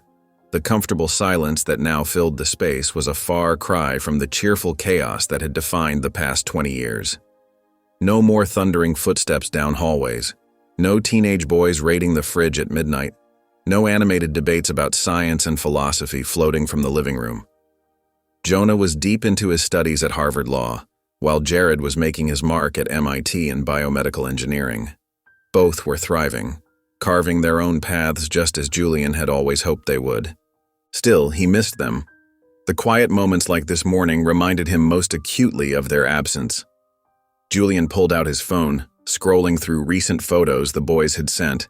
Jonah at a mock trial competition, Jared presenting at a tech symposium. Pride swelled in his chest, tempered by a familiar ache of distance.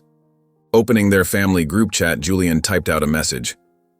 "Family dinner this weekend." The responses came almost immediately, making him smile. Jared, "Wouldn't miss it. Need real food anyway." Jonah, "Already planned on it. Someone has to make sure Jared remembers vegetables exist." Julian chuckled, taking another sip of his coffee. The easy banter between the twins had never changed, even as they grew from babbling toddlers to accomplished young men. Setting his mug down, he went inside to his study, where he kept their old baby journal in the bottom drawer of his desk. The leather-bound book was well worn now, its pages slightly yellowed at the edges. Julian settled into his office chair and began turning the pages carefully. Each entry brought memories flooding back, their first steps documented with proud detail. The time Jared tried to redesign the kitchen with crayons, Jonah's first debate victory in middle school. Every milestone, every scraped knee, every proud moment had been faithfully recorded in his neat handwriting. There were photos too, school pictures showing gap-toothed grins, summer vacations where the boys grew taller each year, science fair victories, and graduation days. Julian paused at a particular photo of the twins at age 6, covered in flour after a disastrous attempt at making birthday pancakes. He remembered that morning perfectly, how they'd insisted on cooking breakfast themselves, how the kitchen had looked like a war zone, how their laughter had been worth every minute of cleanup. Running his fingers over the pages, Julian felt a profound sense of accomplishment wash over him. "I did it," he whispered to himself, closing the journal gently. "We made it."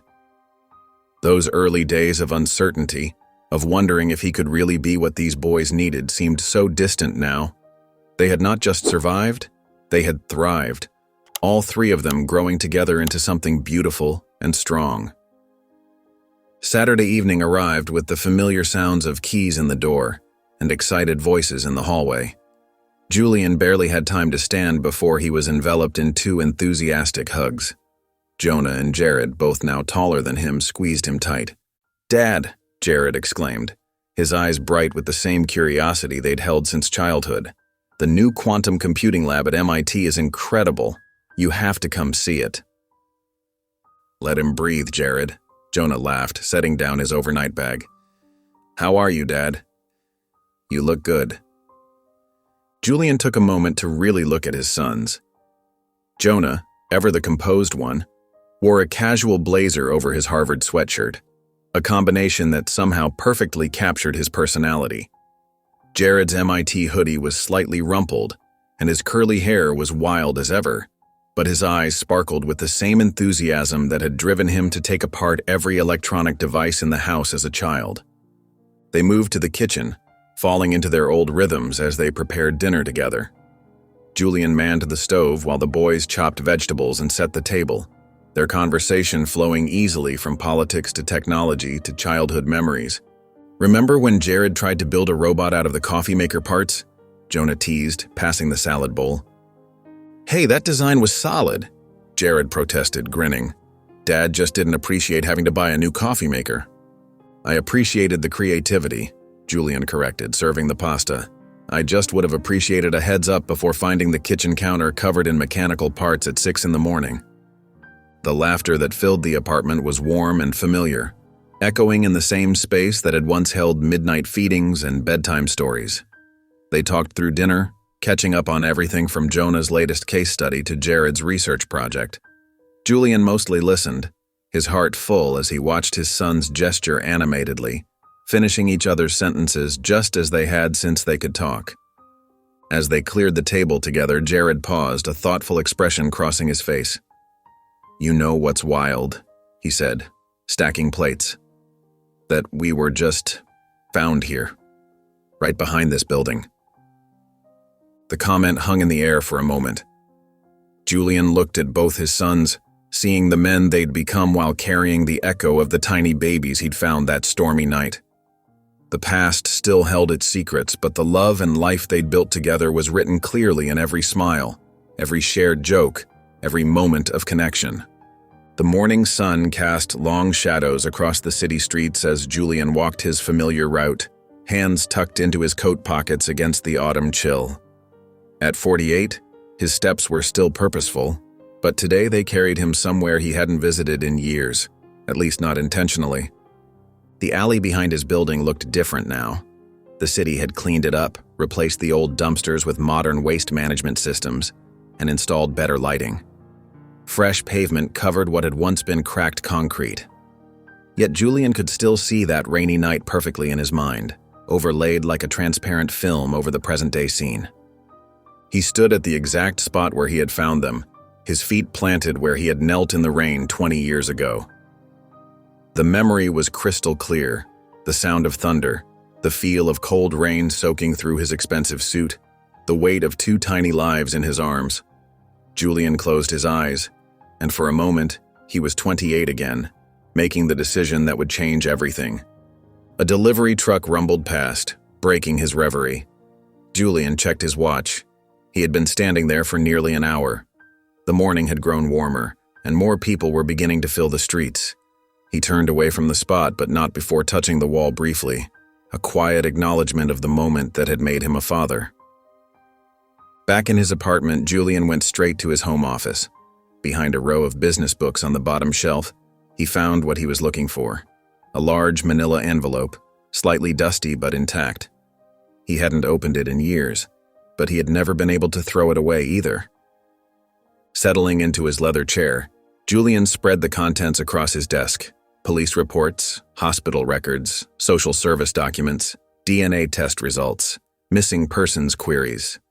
Everything he had collected in those first few years, trying to understand where the boys had come from. The papers were organized meticulously, a reflection of both his business mindset and his desperate need for answers back then. He had hired private investigators, contacted hospitals throughout the state, even tried genetic genealogy when it first became available. But every lead had gone cold. No matches in any database, no reports of missing twin babies, no trace of their biological parents. It was as if Jonah and Jared had simply materialized in that alley on a stormy night. Julian pulled up his laptop and began researching current DNA testing capabilities. The technology had advanced significantly in 20 years. New databases existed, better algorithms, more sophisticated matching systems. Maybe now. His fingers hovered over the keyboard. Did he really want to open this door again? The boys were happy, successful, loved. They had never seemed troubled by their origins, accepting his love as their foundation. But they deserved to know their history if it could be found. They deserved the choice to know. Just as Julian was about to type, his phone rang. The screen displayed a name he didn't recognize: Hope Haven Shelter. He stared at it for a moment, something tugging at the edge of his memory. Hope Haven. He had donated to them years ago, hadn't he? Part of his charitable giving when he first made his fortune. Julian answered, his voice steady despite a sudden, inexplicable tension in his chest. Julian Everett speaking. Mr. Everett? A woman's voice, calm and professional. We need to speak with you regarding a former resident named Lena. She recently passed away and left something behind for you. The world seemed to stop. The morning light through his office windows froze. The distant sound of city traffic faded to silence. Julian sat perfectly still, the phone pressed to his ear, as 20 years of questions suddenly rushed toward an answer he wasn't sure he was ready to hear. The papers on his desk, all his careful searching, all the dead ends, stared up at him. And now, out of nowhere, a name. Lena. Someone who had left something for him. Someone who had known to find him. Julian's hand tightened on the phone as the moment stretched, balanced between past and present, between questions and answers, between the life he had built and the mystery that had started it all. Mr. Everett, the woman's voice came again. Are you still there? The autumn morning felt heavy as Julian pulled into Hope Haven's parking lot. The shelter was a modest brick building in a quieter part of the city, its walls weathered but well-maintained. A small garden near the entrance held late-blooming flowers, their colors muted in the gray morning light. Julian sat in his car for several minutes, hands gripping the steering wheel. His reflection in the rearview mirror showed a face trying hard to maintain composure. He had dressed carefully that morning, dark suit, crisp white shirt, as if the familiar armor of business attire could somehow protect him from whatever waited inside. The shelter's front desk was staffed by a woman with kind eyes and gray-streaked hair.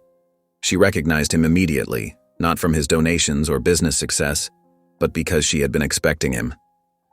Mr. Everett, she said softly, I'm Sarah Chen, the counselor who called you. Please, follow me.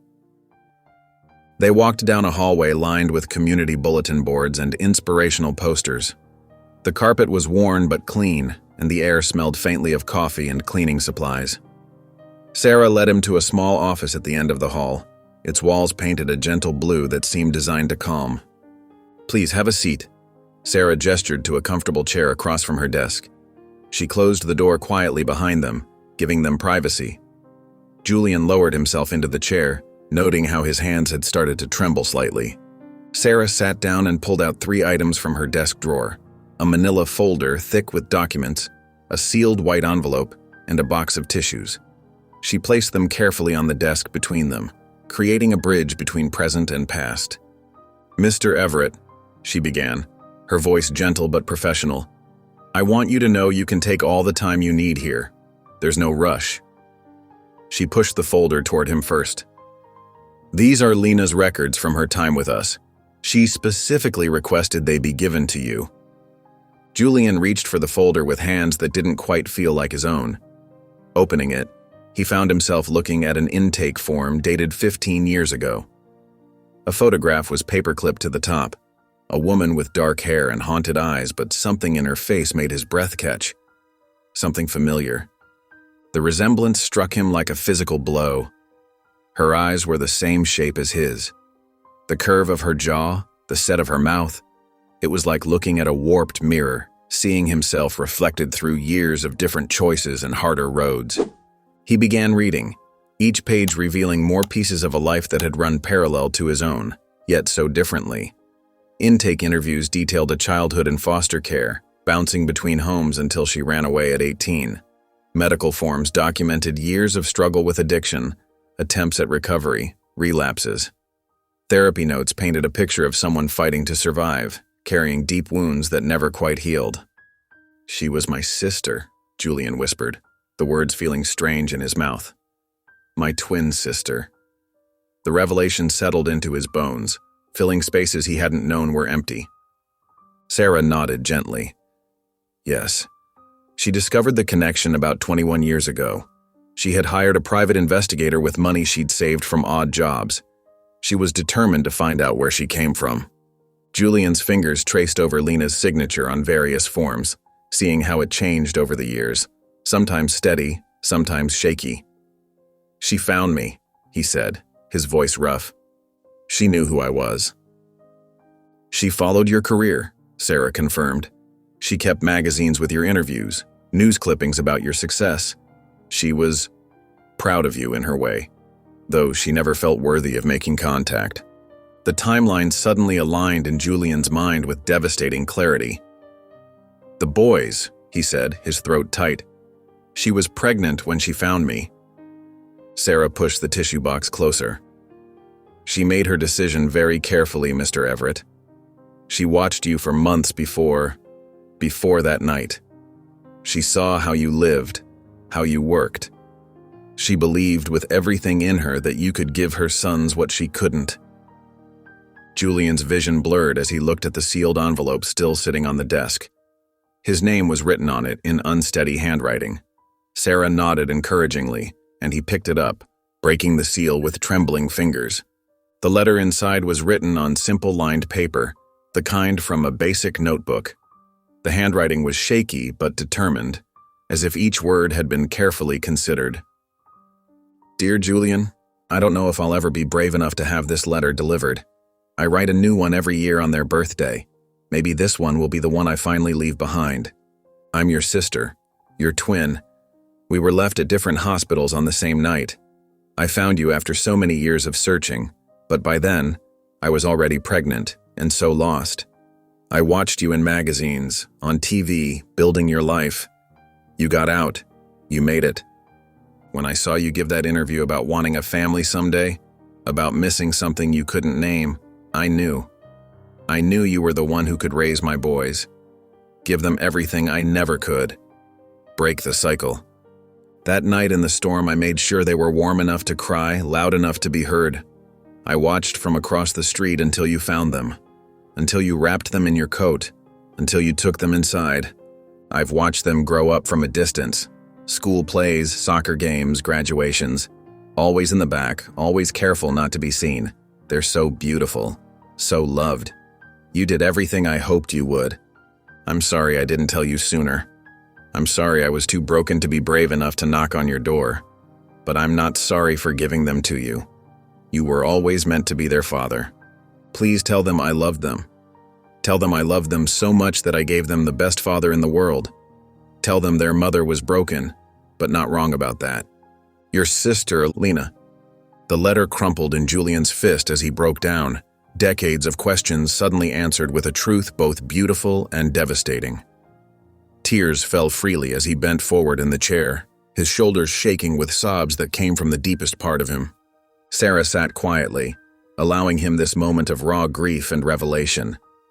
Outside the office window, the autumn sun broke through the morning clouds, casting long shadows across the room, shadows that held both loss and love, endings and beginnings, and the weight of a family story finally coming full circle.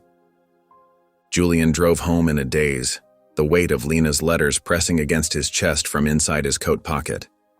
The city passed by in a blur of autumn colors and evening shadows, but he barely noticed.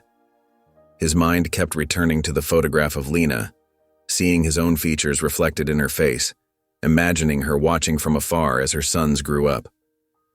When he finally reached his apartment, he sat in the parking garage for several long minutes, hands gripping the steering wheel. 2 more sealed envelopes waited in his pocket, one for Jonah, one for Jared. Their mother's final words to them. The responsibility felt enormous. His fingers trembled slightly as he pulled out his phone. He stared at the group chat with his sons, where their last messages had been about dinner plans and silly memes. How could he possibly convey the magnitude of what he needed to tell them through a text? After several attempts, he kept it simple. "Can we talk when you're both back tomorrow?" The responses came quickly. Jared, "Everything okay, Dad?" Jonah, "I can come after my morning class." Julian, "Everything's fine. Just need to discuss something important." That night, Julian barely slept. He sat in his study, surrounded by old photo albums and baby books, seeing every memory through new eyes. Each milestone he'd documented, every proud moment he'd captured. Lena had been there too, watching from the shadows, loving them from afar. The thought broke his heart over and over. The next morning crawled by with agonizing slowness. Julian paced the apartment, straightening things that didn't need straightening, checking his phone every few minutes. When the doorbell finally rang around noon, he nearly jumped. Jonah arrived first, his law book still in his backpack. "Dad," he called out, concern evident in his voice. "What's going on?" "Let's wait for your brother," Julian said, trying to keep his voice steady. "He should be here soon." Jared arrived 15 minutes later, slightly out of breath from rushing over. "Sorry I'm late. Lab ran long." He looked between Julian and Jonah, sensing the tension. "Why do I feel like we're about to have one of those serious family talks?" Julian gestured toward the living room sofa. "Because we are. Please, sit down." The boys settled onto the couch while Julian took the chair across from them. For a moment, he just looked at them, these remarkable young men who had filled his life with purpose and love. Jonah, thoughtful and composed even now, his eyes showing quiet concern. Jared, fidgeting slightly, his expressive face unable to hide his worry. "Yesterday," Julian began, his voice rougher than he intended, "I received a call from a shelter called Hope Haven." He paused, gathering strength. "They had some information about your biological mother." The air seemed to freeze in the room. Jonah sat up straighter, while Jared's fidgeting stopped completely. "Her name was Lena," Julian continued, forcing himself to maintain eye contact. "She passed away recently, and she left behind some letters, and the truth about who she was." He pulled out the folder from Hope Haven, placing it on the coffee table between them. "This is going to be difficult to hear, but you deserve to know everything." Slowly, carefully, Julian told them the story. About being abandoned as infants, him and his twin sister separated at birth. About Lena's search for her origins, how she found him just when she was pregnant with them. About her decision, made from love and desperation, to leave them where she knew he would find them. "She was our mother," Jared said finally, his voice barely above a whisper. "And your sister?" Julian nodded, watching as his sons tried to process this revelation. Jonah had gone very still, his jaw clenched tight. Jared stared at the floor, his hands clasped together so tightly his knuckles were white. "She watched us," Julian continued softly, "from a distance. At your school plays, your games, your graduations. She saw you grow up. She left letters for you both." He reached into his coat and pulled out the 2 remaining envelopes, each marked with their names in Lena's unsteady handwriting. The boys stared at them as if they might burst into flame. "Why?" Jonah asked suddenly, his voice tight with emotion. "Why didn't she ever come forward? Why didn't she tell us?" "She didn't feel worthy," Julian explained, his heart aching. "She was fighting addiction, living on the margins. But she loved you both so much that she made sure you would have a better life, even if it meant watching from afar." Jared reached out with trembling fingers and took his envelope.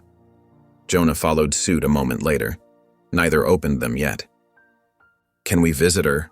Jared asked quietly, looking up at Julian with tears in his eyes. "Yes," Julian replied softly. "Yes, of course we can." The room fell into silence, then heavy with the weight of revelation. Julian watched as his sons, his nephews, sat with this new truth about their origins, about their mother, about their family. He wanted to reach out, to hold them like he had when they were small, but he knew they needed this moment to process.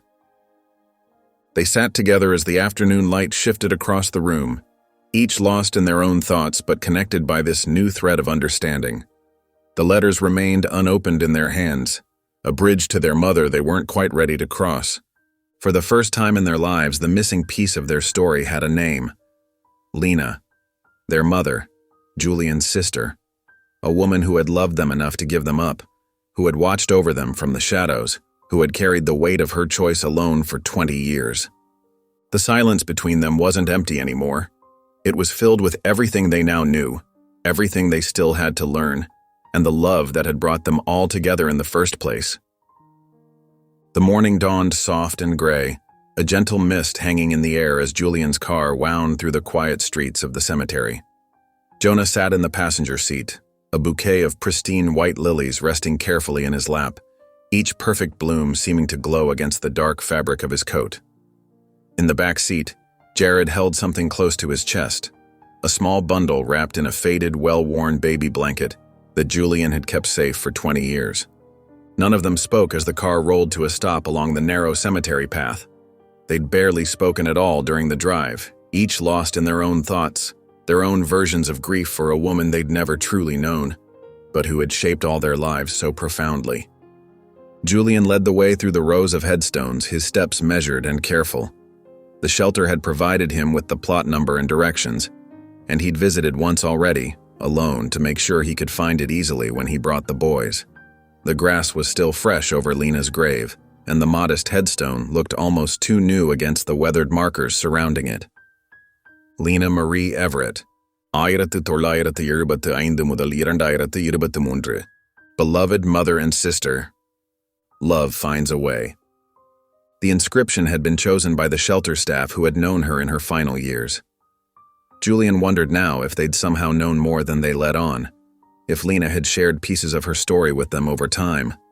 Jonah moved forward first, kneeling carefully on the damp grass to place the lilies against the stone. His hand lingered there for a moment, tracing the letters of their mother's name. Jared joined him, still clutching the blanket bundle, his shoulders tight with emotion. Julian reached into his coat pocket and withdrew Lena's letter, the one addressed to both boys. They had asked him to read it here, together, at her grave. His hands trembled slightly as he unfolded the paper, the same shaky handwriting that had first revealed their story, now ready to speak its final words. "My dearest boys," Julian began, his voice steady despite the ache in his chest. "If you're reading this, then you finally know the truth. I've imagined this moment so many times over the years. What you might think of me, what you might feel. I hope you can understand that everything I did out of love." Jonah's head bowed lower, and Jared reached out to grip his brother's shoulder. Julian continued reading. "I loved you more than I could bear. From the moment I knew you existed, I loved you so completely it terrified me. But love isn't always enough. Sometimes love means knowing what you can't give, and being brave enough to let someone else give it instead. I gave you to someone I believed would love you the way I never learned to. I was right." Julian's voice caught for a moment. He could feel his son's eyes on him, could feel the weight of Lena's words settling around them like the morning mist. "I watched you grow up. I saw every important moment from afar.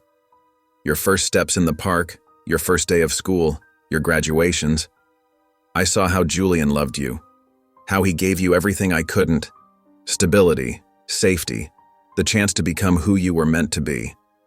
Every time I saw you smile, every time I heard your laughter floating across a playground or through a school hallway, I knew I'd made the right choice."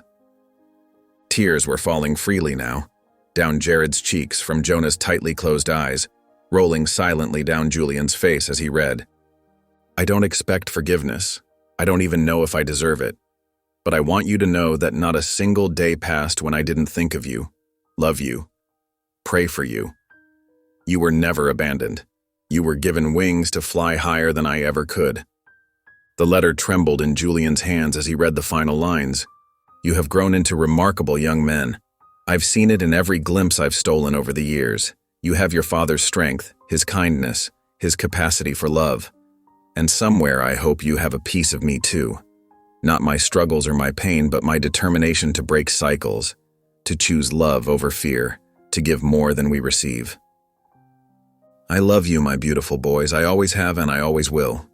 Be happy. Be free. Be loved. Your mother, Lena." Silence fell over the gravesite, broken only by the soft sound of grief and the whisper of wind through the trees. Jonah was the first to speak, his voice barely above a whisper. "She didn't abandon us. She gave us a chance." Jared nodded, wiping his eyes with the back of his hand. She gave us Dad. Together they turned to the faded baby blanket Jared still held. It was the one Lena had wrapped them in on that rainy night 20 years ago, the one Julian had carefully preserved all this time. Jared unfolded it gently, revealing 2 smaller squares. She had cut it in half, one piece for each twin. With careful, reverent movement, Jared placed both pieces of the blanket beside the headstone. The 3 men worked together, using their hands to dig a small hollow in the fresh earth. They buried the blankets there, pressing the soil down firmly with their palms, connecting past to present, mother to sons, in this final, tangible way. Julian stood slowly, drawing both his sons to their feet and wrapping an arm around each of their shoulders. The young tree planted near Lena's grave rustled its leaves in a sudden breeze, as if acknowledging their presence, their grief, their love. Jonah looked at the headstone, his voice stronger now. She didn't leave us. She saved us, Jared added softly. Julian closed his eyes and exhaled deeply, feeling the weight of 20 years of questions finally lifting. In giving him her sons, Lena had given him so much more. She had given him a second chance at life, at love, at family. She had given him the opportunity to break his own cycles of loss and loneliness. She had given him everything. The morning sun streamed through the tall windows of the conference center, casting long rays across the polished floors and illuminating the crowd gathered inside. Julian stood at the podium, his hands resting lightly on its edges as he gazed out at the assembled faces. Behind him, a pristine banner stretched across the wall, its message clear and bold. The Lena Hope Fund, shelter, therapy, dignity, for women who need a way out. The room buzzed with quiet energy. Social workers who had dedicated their lives to helping others, donors in pressed suits carrying checkbooks and promises, women with tired but hopeful eyes who had found their way to recovery, and friends who had supported Julian's family through their journey of discovery and healing. In the front row, Jonah and Jared sat straight-backed and attentive, their presence grounding their father as he prepared to speak. Julian adjusted the microphone slightly, clearing his throat. When he spoke, his voice carried none of the polished authority he typically used in business presentations. Instead, it was soft, intimate, real. 20 years ago, on a rainy night much like the ones we've been having lately, I found 2 baby boys behind my building, he began. That night changed everything. Not just for them or for me, but for our entire family in ways we wouldn't understand for decades to come. He paused, his eyes meeting those of his sons briefly before continuing. What I didn't know then was that those boys were more than abandoned infants in need of a home. They were my nephews, left there by their mother, my sister Lena, in an act of love so profound and painful that it's taken us years to fully comprehend it. The room had grown completely still, every person leaning in slightly, caught in the gravity of his words. Lena and I were separated as infants, both of us lost in a system that often fails its most vulnerable children. While I found my way out through education and business, Lena faced battles that would have broken most people. She fought addiction, homelessness, and despair, but even in her darkest moments, she never lost her capacity for love.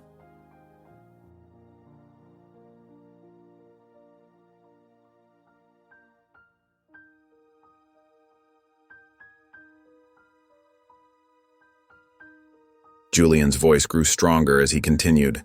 When she discovered she was pregnant with twins, Lena made the hardest choice a mother can make.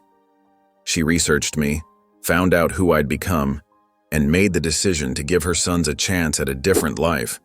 She left them where she knew I would find them, trusting in a brother she had never met to give her children what she couldn't. He gestured to the banner behind him. The Lena Hope Fund isn't just another charity initiative. It's a promise to women like my sister. Women who need support, not judgment. Women who need opportunities, not obstacles. This fund will provide transitional housing for mothers fighting addiction, offering them a safe space to heal alongside their children. We'll provide comprehensive childcare services, so these women can attend therapy sessions, job training programs, and educational opportunities without having to choose between recovery and their children. Julian's eyes scanned the room, meeting the gazes of the women who had already begun their recovery journeys. "Cycles don't end with punishment," he said firmly. "They end with help, with hope.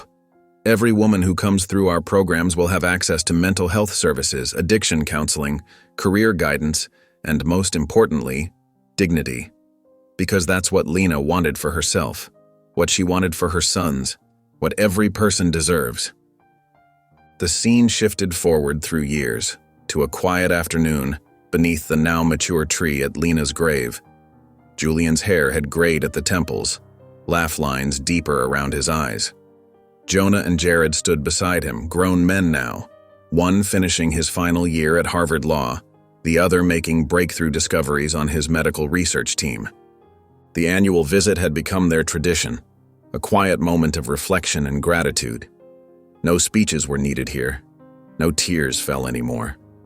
They simply stood together, watching the leaves dance in the gentle breeze, feeling the presence of the woman who had shaped their lives so profoundly.